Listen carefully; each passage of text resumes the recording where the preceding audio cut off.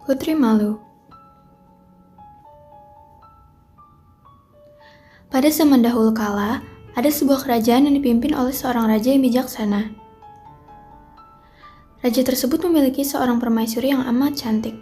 Mereka sudah menikah hampir 5 tahun, namun belum juga dikaruniai seorang anak.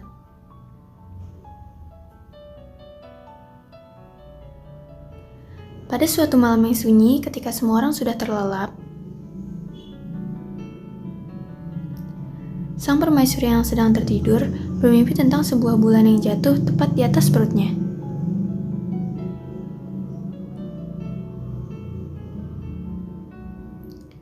Para tetua istana meramalkan bahwa sebentar lagi permaisuri akan mengandung.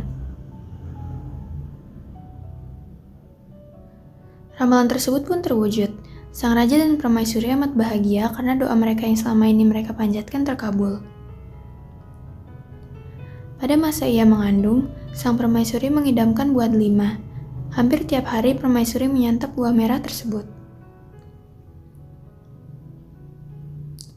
Musim berganti musim. Akhirnya kehamilan permaisuri telah memasuki usia 9 bulan. Pada hari ketika bayi tersebut dilahirkan, seluruh kerajaan bersukaria karena permaisuri yang telah melahirkan seorang bayi perempuan yang amat cantik. Matanya bersinar bagaikan bintang, rambutnya sepekat malam, dan pipinya bersemu merah seperti buah delima.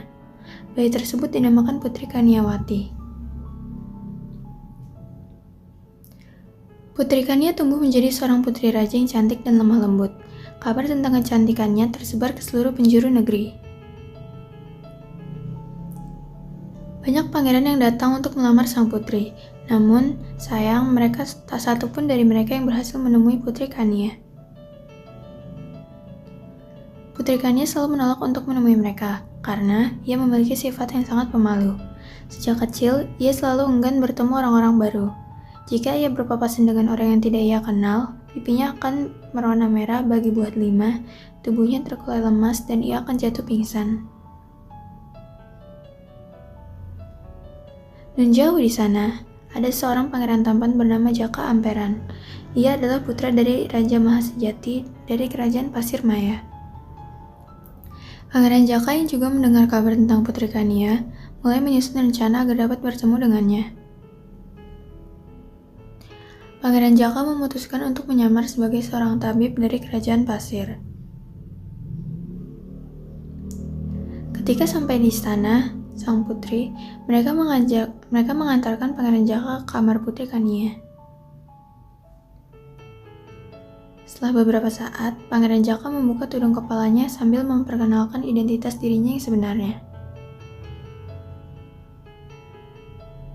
Mereka saling beradu pandang. Penyakit Putri Kania pun mulai datang kembali. Bibirnya gemetar, pipinya merah membara, dan sekujur tubuhnya terkulai lemas bagai tak bertulang. Tak lama setelahnya, Putri Kania jatuh pingsan. Pangeran Jaka yang amat cemas melihat keadaan tersebut membaringkannya di atas tempat tidur. Sang pangeran kemudian mengeluarkan benda pusaka milik Kerajaan Pasir Maya yang ia bawa untuk menyembuhkan sang putri. Benda pusaka tersebut merupakan sebuah jubah yang ditenun dari benang ajaib yang bisa menyerap segala penyakit untuk dipindahkan ke benda lain. Jubah itu disebut sebagai jubah penukar bala.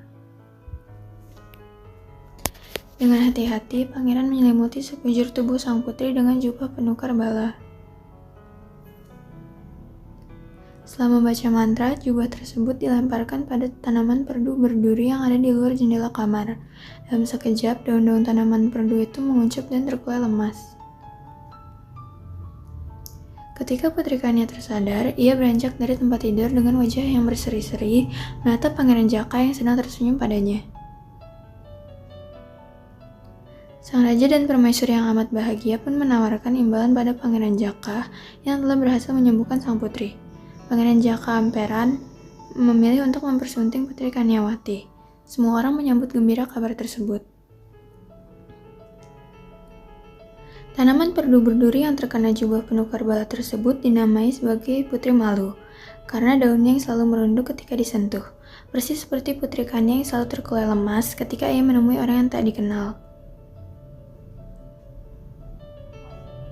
Tamat.